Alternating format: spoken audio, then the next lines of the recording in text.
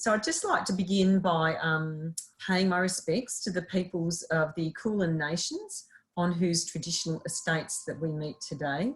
I'd like to pay my respects to their ancestors and to the children whom we're educating into the future. I'd also like to acknowledge Aboriginal and Torres Strait Islander people who may be present as well.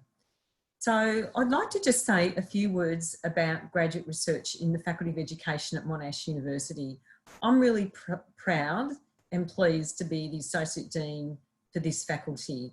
I actually was an undergraduate at Monash many years ago, more than I'd care to tell you. And I came back to Monash 5 years ago as a lecturer, and it was a quite surreal experience to walk through the doors and see all the buildings that I'd attended as a student. If any of you have been here more recently, you'll know that we actually have a brand spanking new building, which is absolutely stunning to work in and to be a student or a staff member in. But it's not just about the building. The building is one thing. It's also about the vibrant community that we have at Monash in our Faculty of Education. We have a range of different research areas, and I'm going to go through in more detail about those in a moment. But just to give you a sense of the scope, we have a range of areas including things such as educational psychology and counselling, inclusive education, early childhood, educational leadership, and so many more.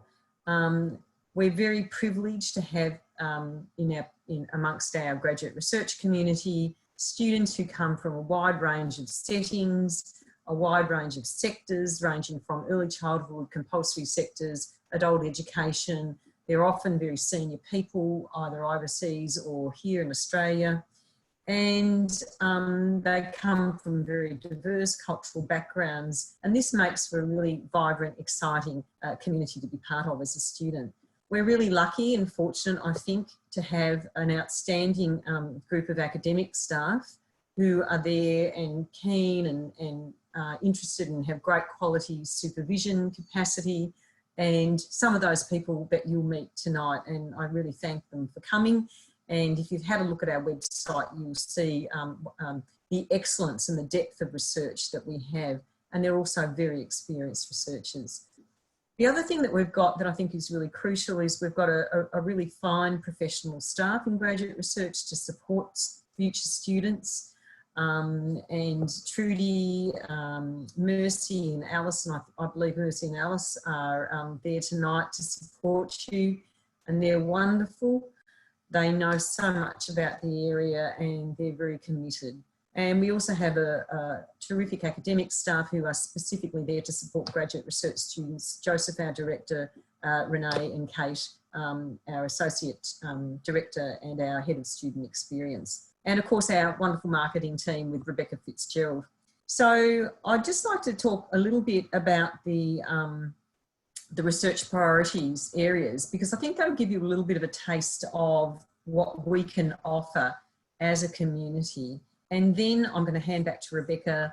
She'll be able to give you some more details, and then there'll be an opportunity for you to be able to talk to some of the academics will introduce themselves, and there'll be time for Q&A. Rebecca, are you able to just do that next slide, which has got the research priorities on it, please? Thanks very much. Okay, great. So hopefully you can all now view Rebecca's screen, and there's a slide there that shows you the 5 key research priorities that sort of shape, if you like, the work of our faculty. The first one I'll talk to is reimagining educational leadership, because that's the area that I work in. And I'm a Professor of Educational Leadership as well as our Associate Dean for Graduate Research. And we have an excellent team of researchers who cover all areas from early childhood to schooling to adult education, TAFE and universities. And some of the kind of key areas that we are looking at are things like, for example, refugee education, how to build more socially just and inclusive schools, particularly focusing on the role of the principal. We're really committed to alternative education and what that can look like. We do a lot of work around student voice. We have a researcher who's doing some really excellent work in the area of educational leadership abroad. and in particular looking at high conflict zones and how does one, for example, be an educator in areas of high conflict and be an educational leader. And of course, we do a lot of work in the area of educational improvement, equity and inclusion and social justice. So that's the kind of broad pitch, if you like, around educational leadership. But there's a lot underneath that, and you can dig underneath. So similarly, we look at, for example, shaping digital futures. We've got a really fantastic team who are doing some amazing work around things like artificial intelligence, what impact that's going to have on the classrooms of today, not just the classrooms of tomorrow. And I think there's some really fascinating work around digital futures and the shape of educating in the future, which of course we're starting to see unroll at the moment with the COVID-19.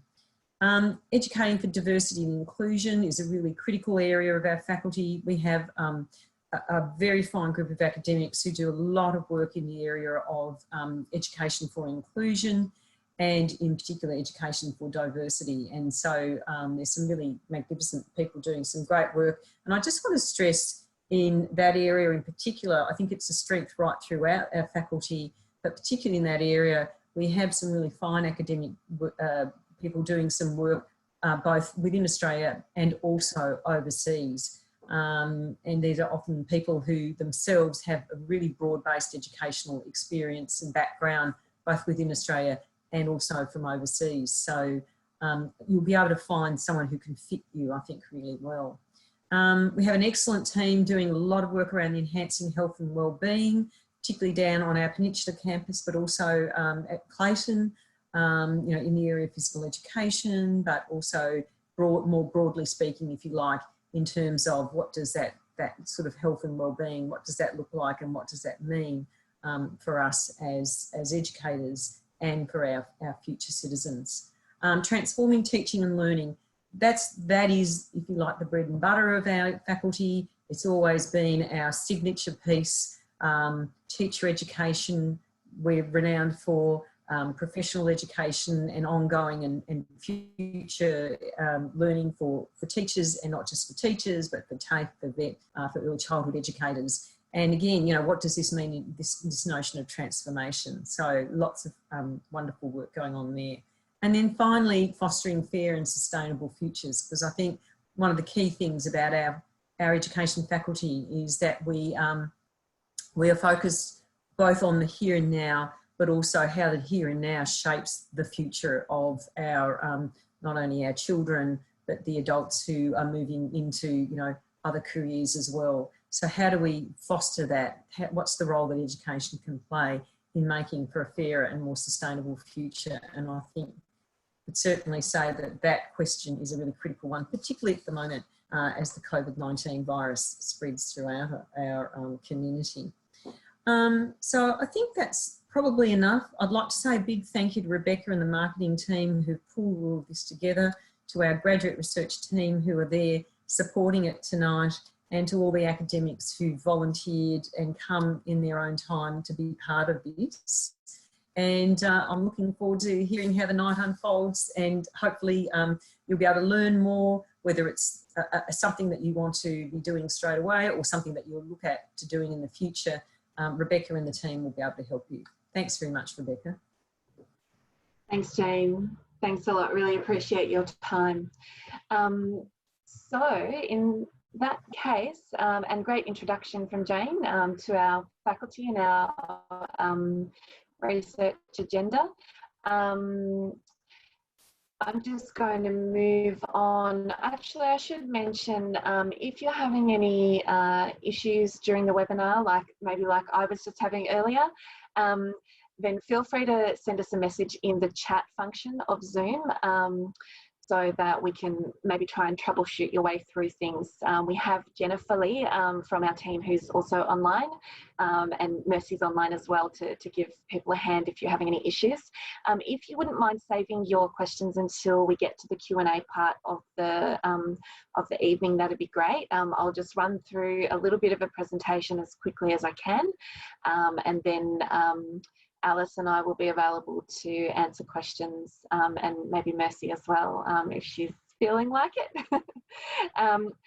So I just want to mention one more thing before I go into course information, and that is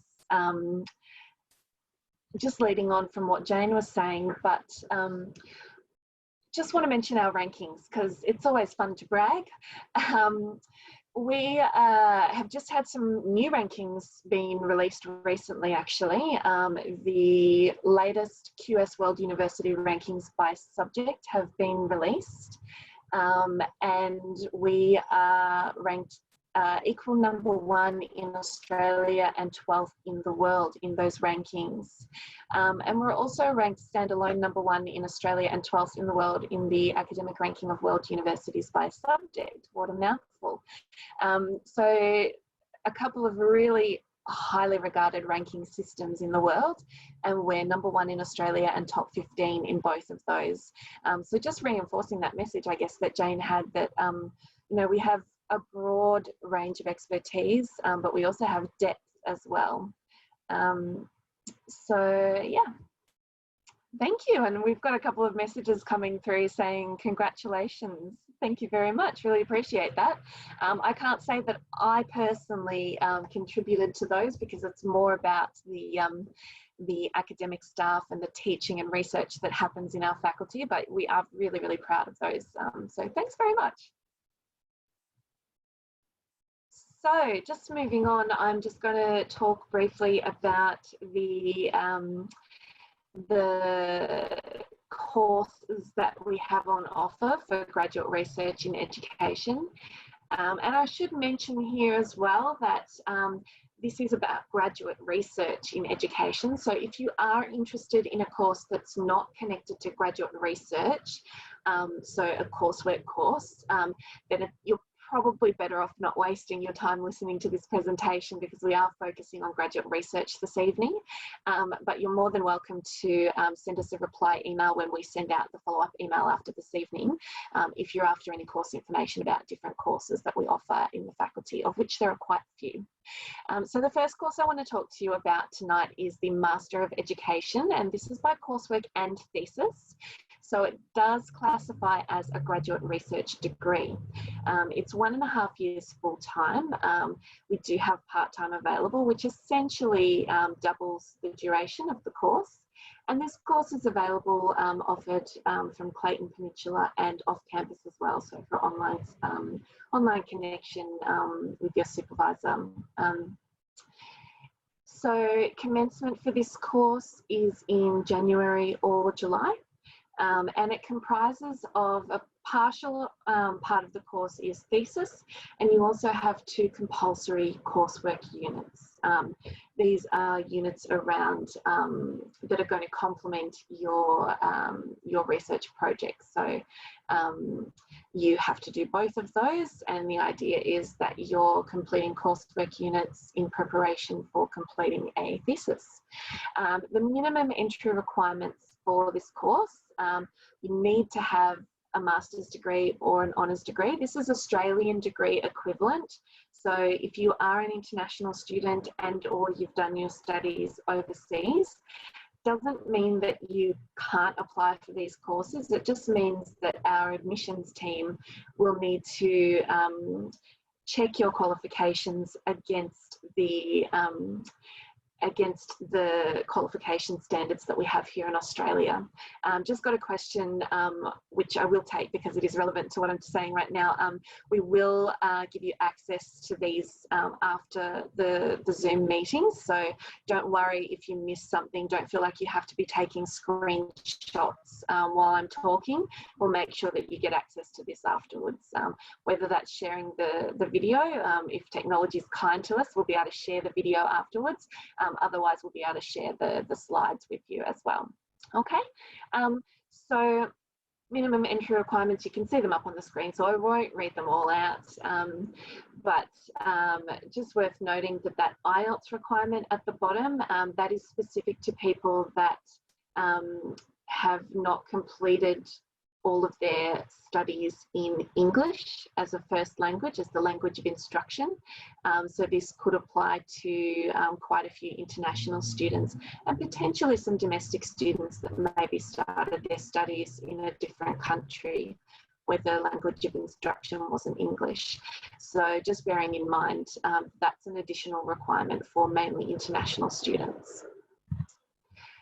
We also have the Doctor of Philosophy, so that's the PhD, which is the graduate research degree that most students enrol into. This program, we say 3 to 4 years full time. The official duration is 3 years and 3 months, but some students sometimes request and are granted an extension to study for a little bit longer. But we do have a strong emphasis on on-time completion in our faculty. So the vast majority of students would be looking to complete that program within 3 years and 3 months full time. But again, we have part-time studies available as well. So that is an option if you're if you have other life commitments that you just can't commit to full-time study, because a PhD is definitely a commitment. So yeah, and again, we have this available Clayton Peninsula, and we do have off-campus options available. Just something to bear in mind. Obviously, we're in quite a unique situation at the moment with COVID-19 happening, but the standard requirements for off-campus study requires your supervisor to be willing to work with you in that kind of way, and you would need to work quite closely with your supervisor and the graduate research office to make arrangements to make sure that you're having adequate contact with your supervisor if you were to study off campus. Now, commencement for a PhD doesn't happen at one particular time. We actually basically have 2 time frames that you can start your PhD during. So you can start either between January to June, which is the first sort of time period, or July to December. So there's no specific month that every student has to start, like there is for a coursework program or for the master's program, which has some coursework units involved. So PhD is a little bit more flexible. And usually your start date will be determined by negotiations between you and your supervisor and also the graduate research office. The PhD is what we would consider a pure research degree. So it does comprise of an 80,000 word thesis. But I do want to mention that Monash has quite a different kind of setup in that we do also include 120 hours of professional development in your PhD program. So what this means is that every student needs to complete 120 hours of approved professional development across the duration of your PhD. So that's 120 hours total across your 3 years and 3 months.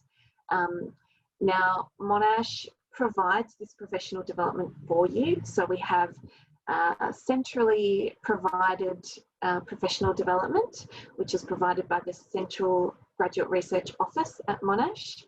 And we also have professional development that is provided by the Monash Education Graduate Research Office. So there's quite a range of options that you have, and I will talk about that again in just a moment, because we do have a couple of special things that Monash Education do for our students in this respect.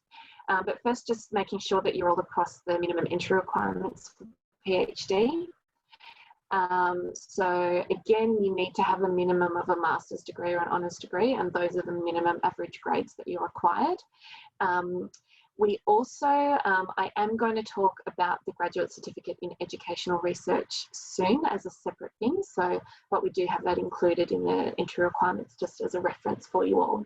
And again, we have that minimum English language requirement for students or candidates that don't have their background of study in the English language. So the application process for graduate research studies, so this includes the Master of Education by coursework and thesis and the PhD program. So the first thing to do is check your eligibility for the program, and you can get a sense of this using those academic entry requirements and English language requirements that I've mentioned already. and that's the first step. And then I will answer your question as once we get out into the Q&A. Monique, I can see you there, no problem. So once you've done that and checked your eligibility and you think that you are eligible, that's when you start to look for a supervisor. Finding a supervisor is really the most important part of your application process, because without a supervisor that is prepared to take you on as a candidate for graduate research, you won't be able to proceed with your degree. So that matching you up with a supervisor is really, really important. And because of that, we actually, and the fact that graduate research is quite an independent degree or independent process, we actually really want you to take the lead in that finding a supervisor process. So we do have links on our website, which I will share with you after this presentation, where you can actually hop onto the Monash Education researchers database, and you can actually find a supervisor by searching by keyword, or if you already know of one of our researchers and you want to find their contact details, you can search by name as well. And this is a really great way to start the process of finding a supervisor. You can go on there, you can take a look at their profile, which they've written themselves, and you can find their email address to contact them. You can look at past publications, current projects they're working on. There's often quite a lot of information in those profiles.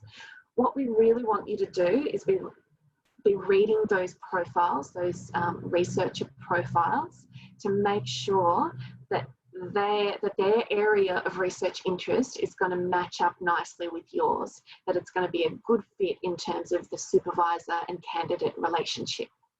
And once you've read through a few profiles and you think you've got a good sense of who the researcher, or maybe there's one or two researchers that you want to work with, that's when you can go ahead and start contacting people.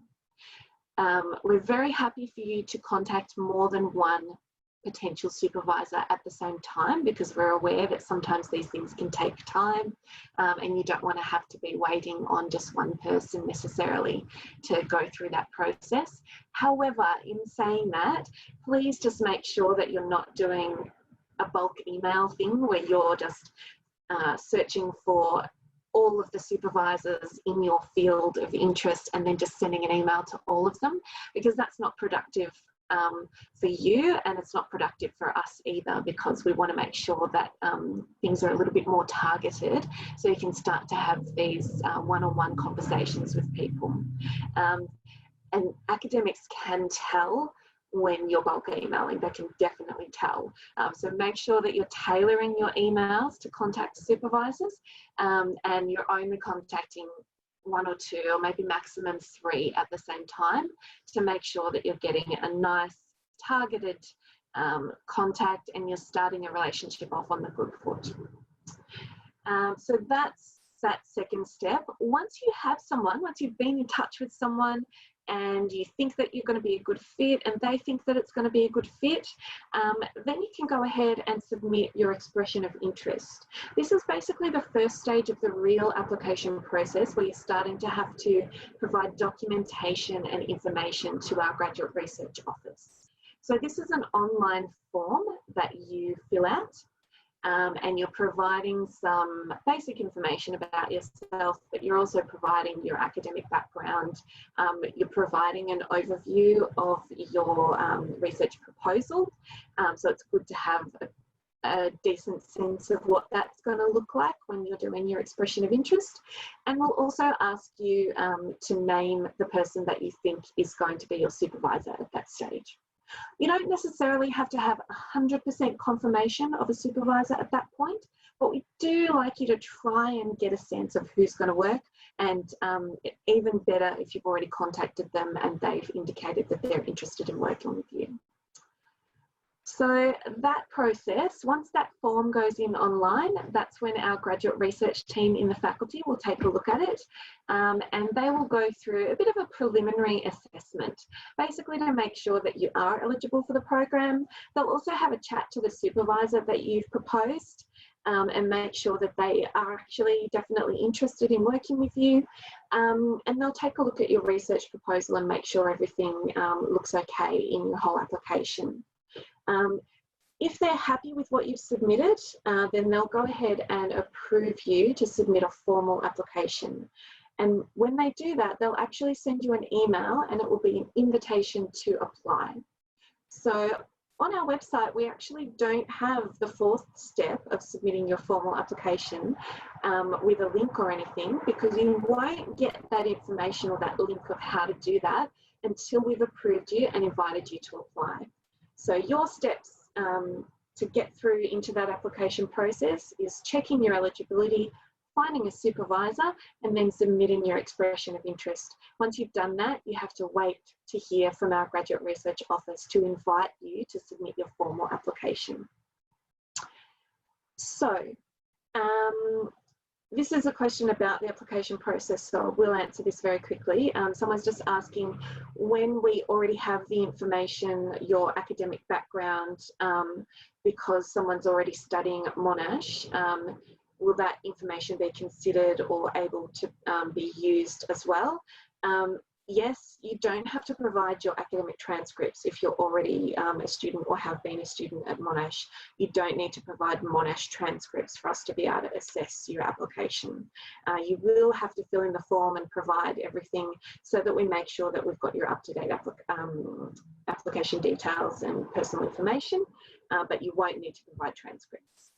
Now, I do just want to touch on scholarships as well, because I know that this is an important point for a lot of students that are considering graduate research studies. There are scholarships fall into different buckets depending on whether you're a domestic student or an international student. If you're a domestic student, you don't actually pay any tuition fees for graduate research studies.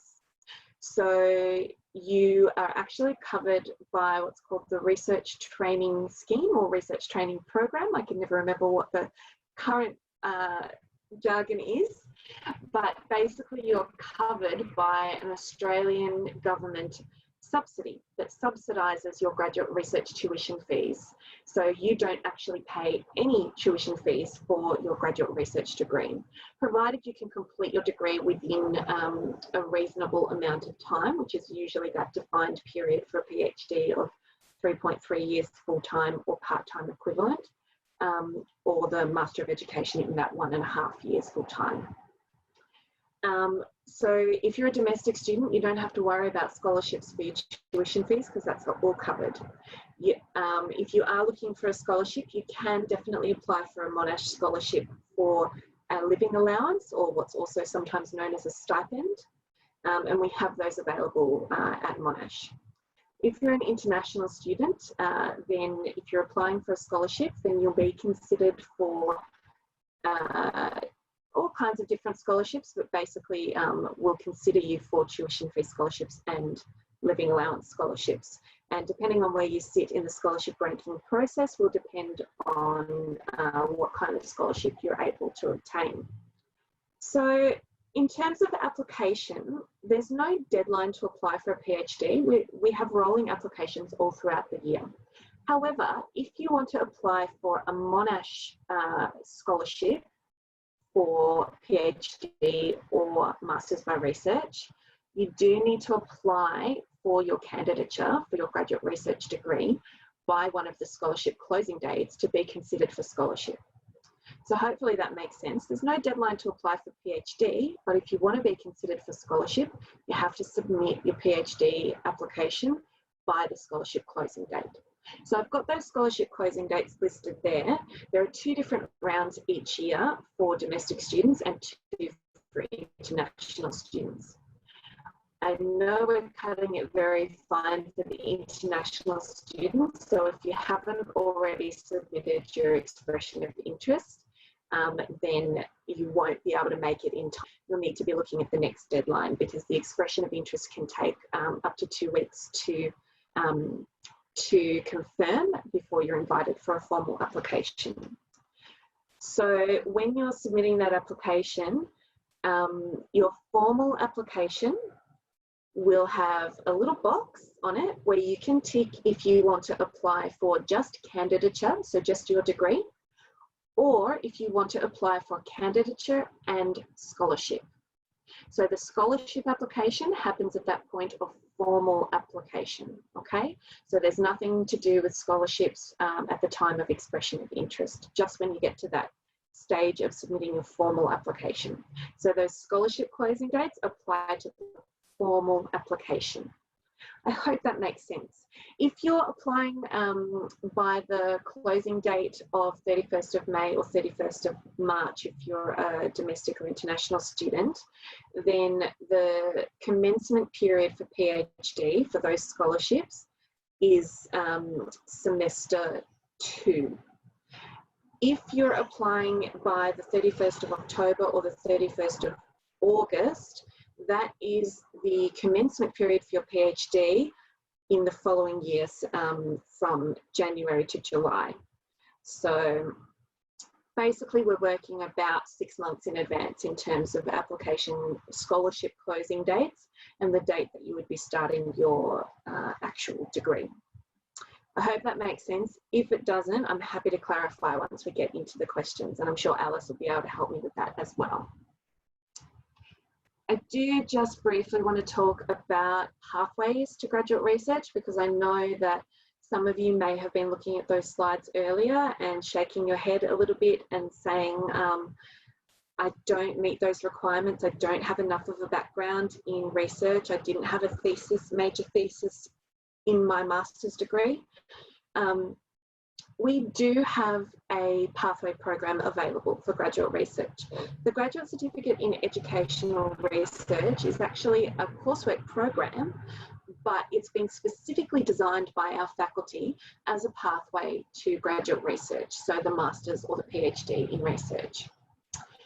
So this program, it's a 6-month program full-time. If you want to study part-time, you can. It'll just take you a bit longer. And it basically consists of 2 units. And unlike other university studies where you would enroll in multiple units at the same time and study concurrently, this program you actually study 1 unit after the other, so consecutively. So the first unit is basically, it's a research methods unit where you're learning about ethics, research proposal design, research methodology, all those sorts of things. And this unit is designed to prepare you for the second unit of this graduate certificate, which will be your actual thesis. So you participate in this graduate certificate, you'll complete the 2 units. During that time, you'll be assigned a supervisor for your graduate research, for your research project as part of the program. And you'll complete your research project, and then we can look at whether you're eligible for PhD. So to be eligible for entry into this graduate certificate, you need to have the equivalent studies of a 4-year bachelor degree in an education discipline or something that's relevant to one of the research areas that we cover within our faculty. Again, we have that English language requirement for people that don't have an academic background in their studies in English. Now, once you complete the Graduate Certificate of Educational Research, that's when those entry requirements to the Masters and the PhD come into play that you would have seen on earlier slides. So if you want to complete this program and move into the Masters by coursework and thesis, you need to get a minimum 65% grade in both of the 2 units that are covered in this graduate certificate. If you want to be eligible to apply for a PhD in education, you need to achieve a minimum 70% across both of the 2 units in this graduate certificate to be able to apply. And then, of course, you go through the process of making sure that you find a supervisor and all of those other things. It becomes the normal application process. So I I hope all of that makes sense. Jane already mentioned in her introduction a little bit about our close-knit community, but I just wanted to really lay it out on a slide for you, and also go into a little bit further into those opportunities for professional development that I was talking about. So our student experience, that's actually one of our graduate research students speaking at our Monash Education Spring School. So we have a range of different things available to make sure that students remain connected. Graduate research can be quite a solitary pursuit. You spend a lot of time working on your own work, you're researching, you're formulating things, and you're writing. And a lot of that is by yourself. So we really want to make sure in our faculty that our graduate research students remain connected, not just with their supervisor, but also with the wider faculty and with their graduate research colleagues. So we want to try and make sure that you're all connected with each other. One of the ways that we can do that is we actually have a student-led community. So that's the MERC, Monash Education Research Community. That's basically a student association for graduate research students in our faculty.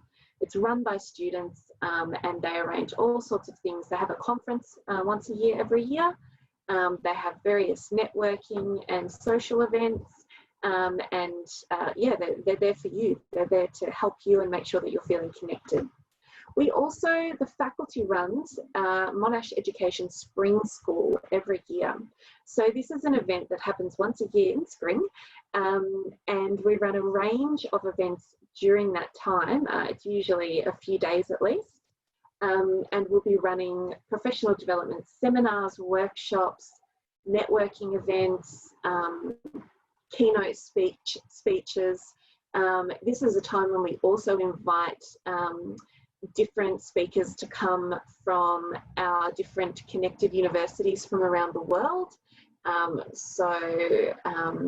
You might find that you have a speaker from, I don't know, we could have Stanford University come and speak, because we actually have an exchange program with Stanford and the University of Hong Kong, which falls under the international research opportunities. You can connect with a lot of different people from all around the world. We had people come last year from Oxford University, graduate research students, to share their experiences with our graduate research students. It was really great. So there's some really cool things available to you during the spring school. Make sure you don't miss it if you do end up coming to study with us. I mentioned international research opportunities. So we do have formal exchange agreements with the University of Hong Kong and Stanford University in the US. I'm sure you've heard of it. We do have opportunities for students to go on exchange for a period of time to work in those universities.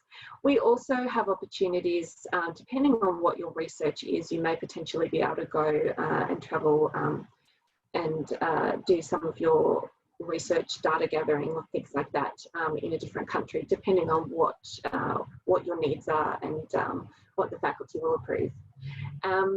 Masterclasses we run throughout the year. So we have our formal standard event spring school every year, but we also run masterclasses for students throughout the year as well. And these can count towards your professional development hours as part of your PhD. And I also just popped in student accommodation and residential support, because I know that there will be some people online that are maybe coming from overseas, or maybe just coming from somewhere that's a little bit further away from Melbourne, maybe from the country, or a little bit too far to commute. If you are looking to move to Melbourne to complete your studies, we do have Monash University residential services who can help you and assist you with all sorts of any kinds of issues that you're having. We have some on-campus accommodation available, but we also have assistance for off-campus accommodation too, for rentals and those sorts of things. And teaching and learning services. We have a dedicated teaching and learning services team in the faculty who have all kinds of cool equipment that I'm constantly in awe of. They have robots, they have coding machines, they have all sorts of things that I don't understand, but those are available to students if they need to use or borrow them for their research. The TLS team, as they're known, are also available to help with some technological things, issues as well, if need be. We also have more basic things like iPads that you can loan and cameras and things like that, dependent on your needs and obviously approval from the faculty to be able to use that. So there's a lot of stuff available to you. I'm going to stop talking now because I think it's important that we let people ask questions. Oh, no, sorry, I forgot. Because we had to change the format of this evening a little bit. I know that some of you will have registered originally to come face to face and actually meet and have a glass of wine and some cheese with some of our academics. We're very sad that we couldn't end up doing that. We just decided in the interest of community health and safety that it would be best to do this as an online event this time around. I've actually had a number of our academic staff who were originally going to attend the evening.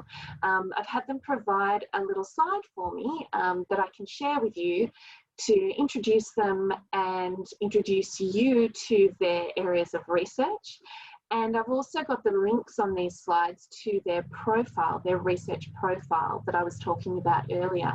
So if something on one of these slides piques your interest, then I would highly encourage you to go to that link, take a look at their profile and send them an email.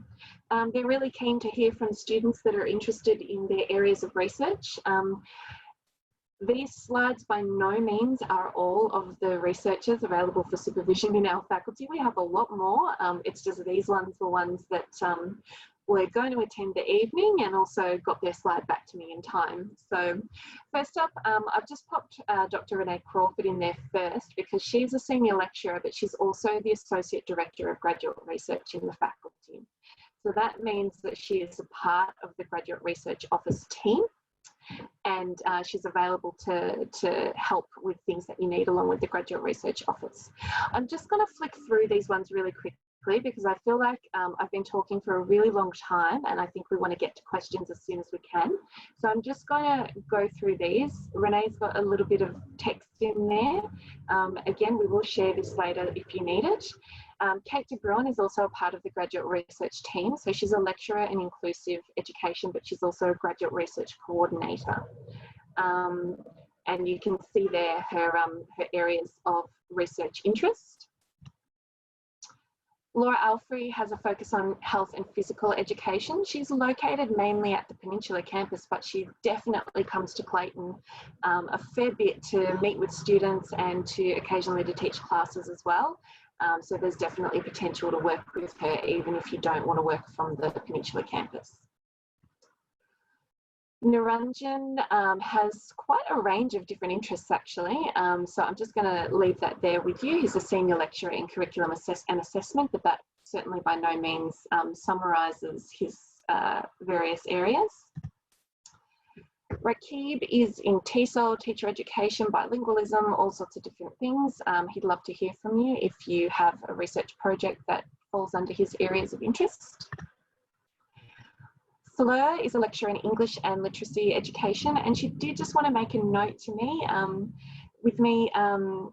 She wanted me to make sure that everyone knew that her area is in L1 English, so mother tongue or first language English education. She's not qualified to supervise in ESL or TESOL. She just wanted to make that clear because sometimes it's not super clear from her profile and people can get a bit confused. So, but if you're interested in English teaching L1, then definitely get in touch with Fleur. And we have Gil as well, who actually has quite a range of areas of interest as well, mainly focusing on STEM, but she also, as she says, works in humanities as well. So a lot of good stuff there. Gil is really keen to get some more PhD students in and working with her on some exciting projects. Dr. Lisa Hunter. Lisa Hunter also has a range of different things, quite a few things in that paragraph there. Movement, physical culture, health and well-being, blue spaces, meditation, all sorts of things. So get in touch with them if you're interested in working with them. Lefteris is a lecturer, and he is more on the side of wellbeing and psychology for us.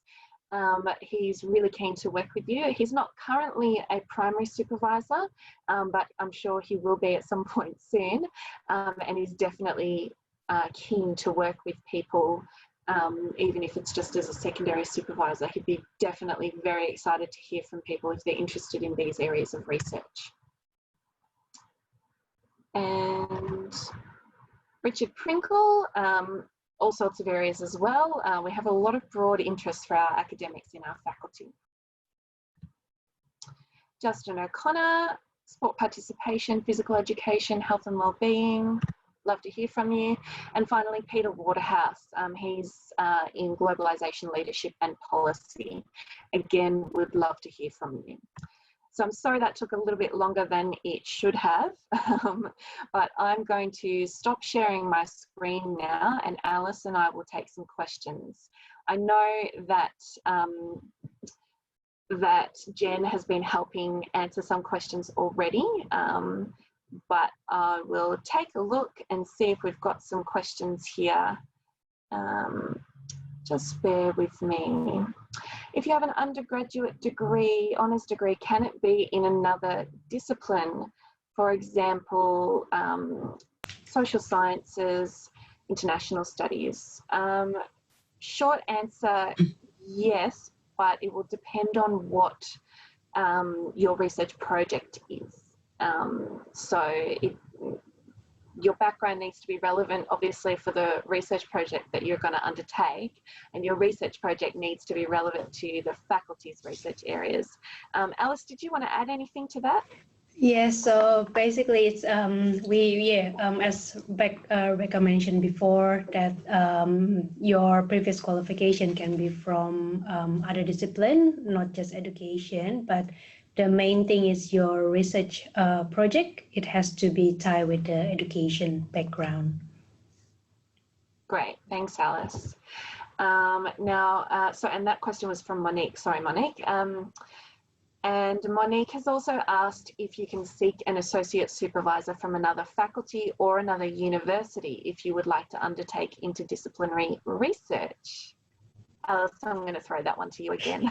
Yes, your main supervisor will definitely need to come from Faculty of Education from Monash University, but then the associate supervisor can be from other faculty, or maybe if you have an external supervisor that you would like to work with, you can certainly have that. But yes, the main supervisor will need to come from Monash and the Faculty of Education. Great, and I'm just scrolling back through, and I just noticed there was one or two questions about the graduate certificate in educational research.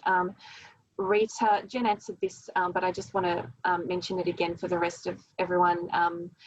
There is a Commonwealth supported place option. There are limited Commonwealth supported places available for the graduate certificate of educational research for semester 2 this year, so for the July intake. We don't unfortunately have any Commonwealth supported places available for that program next year. So if you are looking for a Commonwealth supported place, then you're best to apply for this upcoming intake in July. Yeah, you'll be assessed, and we'll be offering those to students as best we can. And Commonwealth supported places are only available for domestic students. So you need to be an Australian citizen if you want a Commonwealth supported place for the graduate certificate in educational research. If you're not awarded a Commonwealth supported place, or you're applying for next year when they're not available, then this would be a full fee program. You would still be eligible, or most students, domestic students, would still be eligible for fee help, which means that although the fees wouldn't be subsidised by the government, so they're a full fee program, you would be eligible for the fee help loan program, which would mean that you wouldn't need to pay your tuition fees up front to Monash. You can put them onto a government loan, which is interest-free. It just has indexation, so it works in the same way as the HEC system, but it's just that the fees aren't subsidised to be a lower cost, that's all. And the application process, Jen has put that in the chat for you. You can apply direct to the university through an online system for the graduate certificate. Now back to graduate research. Question. Okay, so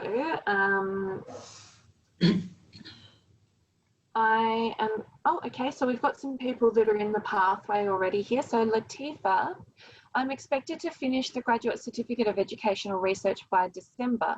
Is it possible to start my PhD right away in January, or does it take longer than that?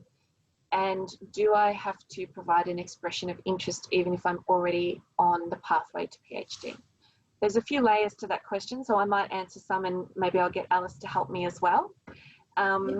So if you're completing the Graduate Certificate of Educational Research, you still do need to go through the standard application process for PhD studies. And you'll need to do that once you've completed your studies and received your results from your graduate certificate. Jump in anytime and tell me I'm wrong, Alice. Just No, that's right. You're in the right. Yeah, you giving the right answer. And Great. Just would like to add a note that for those that expecting to completing in December for the grad cert, they will be looking into having the result around February, around early February normally. So once you've got the result from the grad cert, the final result from the grad cert in February, certainly submit the expression of interest form to us, so then we can assess it from there. Unfortunately, we won't be able to assess the EOI application if you submit the application before you got the final result of the grad cert. Great, thanks, Alice. So then just to add to that, if you were looking to apply for scholarship, you'd need to make sure that you submitted your EOI and got that approved and got to the point of formal application by, for international students, the 31st of March and domestic students, the 31st of May. So you could be eligible for scholarship ranking for commencement of your PhD between July and December next year. So a little bit of a wait if you're looking for a scholarship, but I'm sure it would be well worth it if you were ranked and received a scholarship.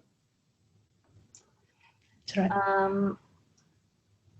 So also a couple more questions about this graduate certificate and the process in terms of supervisors. So you don't need to find a supervisor for the graduate certificate in educational research. You'll actually be given one as a part of the course, so it's a little bit different to the PhD process. Because it's only a 6-month program and it's if the thesis isn't as large, we feel comfortable with allocating you with a supervisor who will work with a group of students within your class on your various research projects. So what that means, though, I do have a question in here saying that you have a supervisor lined up, but your research background doesn't qualify you for entry into PhD, so you need to take the grad cert. Unless your supervisor happens to be one of the academic staff that are working in that graduate certificate as a supervisor, so there's a small pool of academic staff that work in that graduate certificate, unless your proposed supervisor for your PhD is one of those people, you won't be able to have your PhD supervisor supervise your graduate certificate research project. You'll have to wait to work with them until you finish your pathway program. If coincidentally it is one of the academics that works in that grad cert, then fantastic. I'm sure they would be very happy to take you into their group to supervise your graduate certificate project. But in most circumstances, that won't be possible. Just bear with me while I read through questions. Lots of good questions.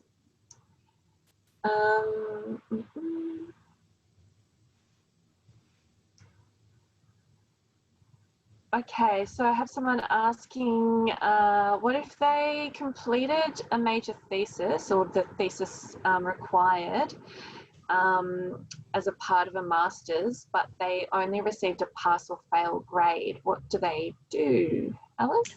Yeah, sure. So we've got a few application in that case where the thesis wasn't graded officially from the previous institution.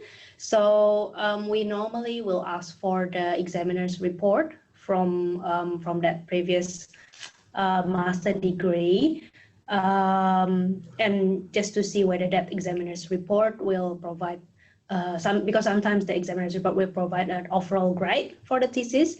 But if that's not the case, then we'll have to do an internal grading where we will, like the faculty will appoint one of the academic staff, and then they will have to, that one particular academic staff will do the assessment of the master thesis itself, and then grade it according to the Monash standard.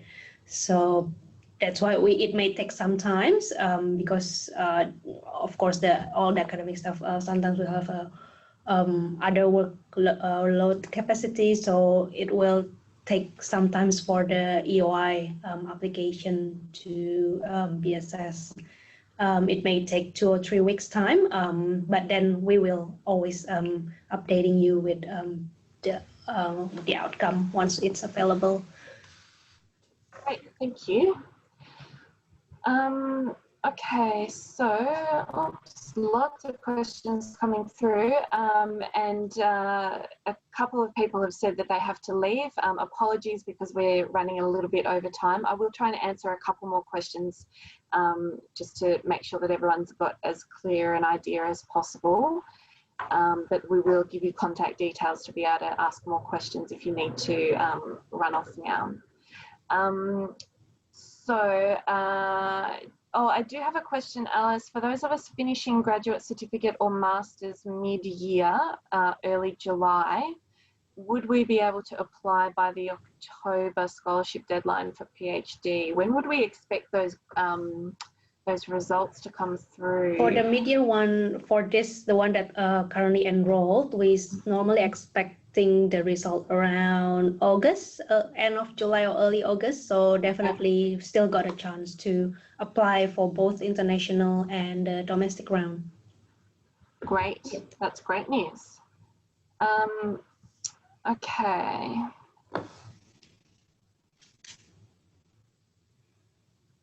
Okay, I'm looking for a supervisor for a PhD in computing education. Most supervisors I've come across are either just in education or in computing, but not both. Is there a more effective way to find a supervisor who might be interested in both areas? I'm not sure that we have any supervisors available in that area at the moment. You may need to look at having what Alice was talking about before, having a primary supervisor in education and maybe a secondary supervisor in IT. IT. Yes. I think that can be a cross supervisor. And then probably depending with the project itself, whether it can combine both, someone from the Faculty of Education and combine it with the Faculty of IT if we don't have anyone really in the field that they're interested in. Yeah, thank you.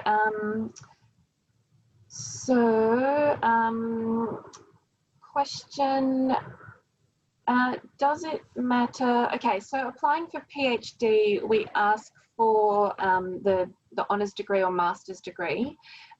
What if a student doesn't have the equivalent of that in terms of academic studies, but maybe they have the equivalent in terms of publications or professional experience? Is there any flexibility around PhD, entry to PhD, for people that don't meet those specific entry requirements, if they can demonstrate additional research experience?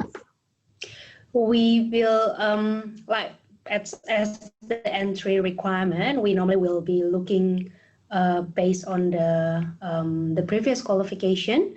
So if the student doesn't have that the primary qualification, which is like a Bachelor of Honors or a Master, which got the thesis or dissertation in it,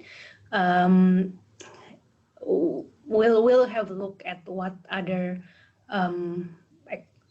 other things like publication or work experience that they have.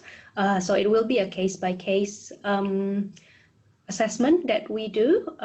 It's a bit hard to determine yes or no at this stage. So if the applicant really keen to apply for the PhD, we recommend them to submit the expression of interest form. Just for us to do the assessment at that stage, because it's a bit hard for us to determine it without having the documents in front of us. Yeah. Yeah, that's fair enough. Oh, and also just to follow up about the two different supervisors in different areas, how do I get the two supervisors to talk to each other about my project? I think the best thing to do would be to start by contacting each of them separately and talk to them about your project and ask them whether they would be open to a project that goes across the two different areas. And then you can probably start to, if they're keen, you can start to try and connect each other. Maybe have a Zoom meeting like we are now between the three of you. Any other thoughts on that, Alice? I think that's the main thing. Or alternatively, the main supervisor in Faculty of Education may give some recommendation of who that he or she knows from other faculty that he can recommend, oh, maybe this person will be suitable in that area. Great. So they might have some networking before that they know of. So that can be one of the things as well that you can bring it up when you talk to that main supervisor. Great. Okay, looks like a lot of people are starting to have to go, so I think we're going to start to wrap that up. I've got one more question that I'll answer from Anise, and then we might wrap up. But Jen is popping an email address for the marketing team, the Future Students team, in the chat. So if anyone has further questions that they need answered, they're more than welcome to email us. Jennifer and I monitor that email, and if there's something that we can't answer, we'll forward it through to the graduate research team, and I'm sure Alice and Mercy will be happy to help. Yep. So just one last question. Anise has recently graduated from the Grad Cert of Educational Research. Congratulations, and received a HD for their thesis. Supervisor is encouraging to pursue a PhD. I am hesitant to email potential supervisors yet because I'm not sure if I want to focus on one particular area yet or not. Sounds like Anise has several areas of research they're interested in, and they want to know if they can start contacting supervisors. I think probably yes. Yes, definitely. Yeah. Try to contact your supervisor. At least if you got some research proposal, especially already you drafted one research proposal, and try to contact it to that one or two supervisors that you'd be interested to work with. That is a starting point. And then from there, then it can evolve more with the discussion as well around what can be focus on once you got that supervisor agree on to take you as the supervisor. Yeah, that's a good point, because as you start to have those conversations, things will probably get a lot clearer to as to what you're actually interested in and want to pursue. I think we might wrap it up there. Thank you, Alice. And thank you, Beck. Thanks, Mercy, around the corner practicing social distancing very well from Alice, and Jen as well online, and thanks to Jane, who did have to run away, but thanks very much for her introduction, and to everyone that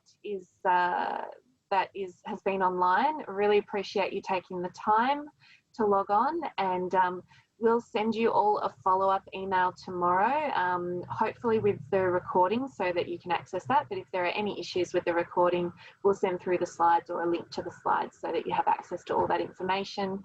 More than welcome to send through any more questions you like via email as well. thanks very much. Really appreciate it. And hopefully we'll see you at Monash soon. Yeah. Bye.